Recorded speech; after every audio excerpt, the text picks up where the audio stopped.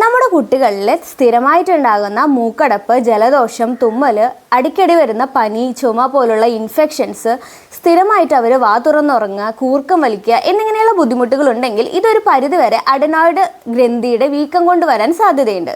ഇത്തരത്തിലുണ്ടെങ്കിൽ ഇത് കുറേ നാൾ ട്രീറ്റ് ചെയ്യാതെ വെച്ച് കഴിഞ്ഞാൽ കേൾവിക്കുറവും അതുപോലെ തന്നെ പഠനത്തിൽ കുറച്ച് പിന്നിലോട്ട് പോകാനും അങ്ങനെയുള്ള ബുദ്ധിമുട്ടുകൾ ഉണ്ടാവാൻ സാധ്യതയുണ്ട്. ഇതിന് നമുക്ക് അഡനോയിഡ് ഗ്രന്ഥിയുടെ വീക്കം ഉണ്ടോ എന്നറിയാൻ എക്സ്റേ, എൻഡോസ്കോപ്പി പോലുള്ള ടെസ്റ്റുകൾ അവൈലബിൾ ആണ്.